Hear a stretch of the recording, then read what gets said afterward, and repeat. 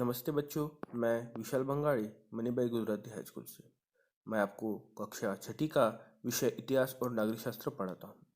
पिछले वीडियो में हमने नागरिक शास्त्र का पाठ चौथा नगरीय स्थानीय शासन संस्थाएं यह पढ़ा। हमने नगर पंचायत और नगर परिषद यह देखा। आज हम महानगर पालिका यह मुद्दा पढ़ेंगे।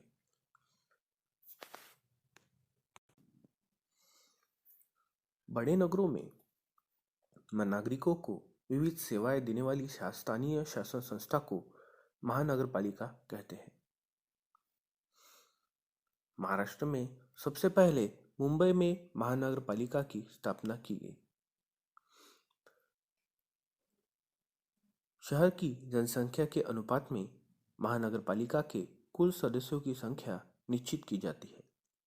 महानगर पालिका के चुनाव प्रत्येक 5 वर्ष में होते हैं। निर्वाचित प्रतिनिधि नगर सेवक होते हैं। वे अपने में से किसी एक को महापौर व एक को उपमहापौर के रूप में चुनते हैं। महापौर को शहर का प्रथम नागरिक कहते हैं। महापौर महानगर पालिका की सभाओं का अध्यक्ष होता है। महानगर पालिका की साधारण सभा में महानगर से संबंधित अनेक विषयों पर विचार विमर्श होता है। महानगर के विकास संबंधी विविध महत्वपूर्ण निर्णय यहाँ लिए जाते हैं। अभी हमें देखना है कि महानगर पालिका में कौन सी समितियां होती हैं। महानगर पालिका विभिन्न समितियों द्वारा चलाई जाती है। उनमें शिक्षा समिति, स्वास्थ्य समिति, परिवहन समिति आदि कुछ प्रमुख महत्वपूर्ण समितियां होती हैं। महानगर पालिका का प्रशासन। महानगर पालिका का आयुक्त महानगर पालिका का प्रशासनिक प्रमुख होता है। महानगर पालिका द्वारा लिए गए सभी निर्णयों का कार्यान्वयन आयुक्त द्वारा होता है। जैसे महानगर पालिका में यदि प्लास्टिक की थैलियों यानी कैरी बैग के उपयोग पर प्रतिबंध लगाने का निर्णय लिया तो उसका प्रत्यक्ष कार्यान्वयन आयुक्त करता है। वह महानगर पालिका का वार्षिक आय व्यय पत्रक यानी बजट तैयार करता है। वह महानगर पालिका की सर्वसाधारण सभाओं में उपस्थित रहता है।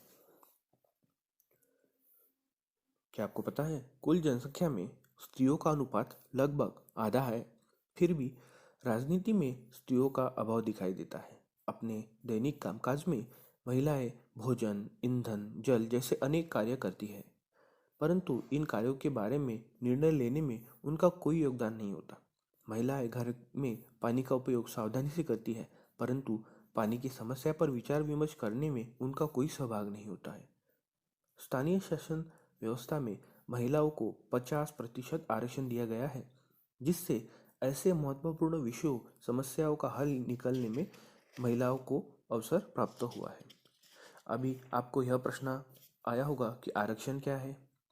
तो देखिए, ग्राम पंचायत, पंचायत समिति व जिला परिषद, नगर परिषद या नगर पालिका और महानगर पालिका में जितनी भी सीटें जनता चुनती है, उनमें से कुछ सीटें अनुसूचित जमाती, अनुसूचित जनजाति तथा पिछड़े वर्ग के नागरिकों के लिए आरक्षित होती है। इन आरक्षित स्थानों पर इन्हीं वर्गों के लोग चुनकर आते हैं। इसी को सीट का आरक्षण कहते हैं। इसी तरह कुल सीटों में आधी सीटें महिलाओं के लिए आरक्षित होती हैं। समाज के पिछड़े वर्ग के लोग तथा महिलाएं गांव तथा नगर के प्रशासनिक कामकाज में सम्मिलित हो सके, निर्णयों में सहभागी हो सके, इसके लिए आरक्षण आवश्यक है। लोकतंत्र में सभी को सहभागी होने का अवसर मिलना आवश्यक है।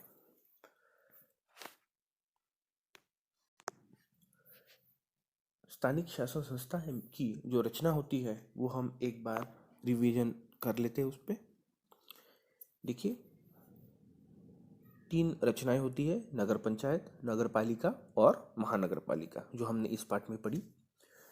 तो नगर पंचायत में न्यूनतम जो सदस्य संख्या होती है वो 9 होती है, अधिकतम 15 होती है। नगर पालिका में सदस्य संख्या न्यूनतम 17 होती है और अधिकतम 38 होती है। महानगर पालिका में जनसंख्या के आधार पर कुल सदस्य संख्या निश्चित की जाती है, यानी जितनी ज़्यादा जनसंख्या उतने सदस्य की संख्या भी ज़्यादा होती है, अगर कम हो तो कम होती है। अभी नगर पंचायत में जो शासन करते हैं वो कौन होते हैं? अध्यक्ष और उपाध्यक्ष, जो पदाधिकारी होते हैं। नगर पालिका में नगराध्यक्ष और उपनगराध्यक्ष, और वैसे ही महानगर पालिका में महापौर और उपमहापौर होते हैं। अभी इन शासन संस्थाओं में अधिकारी कौन होते हैं?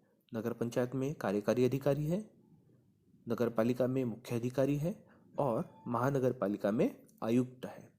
तो इस प्रकार हमने स्थानीय शासन संस्थाओं की रचना देखी। इस पाठ में हमने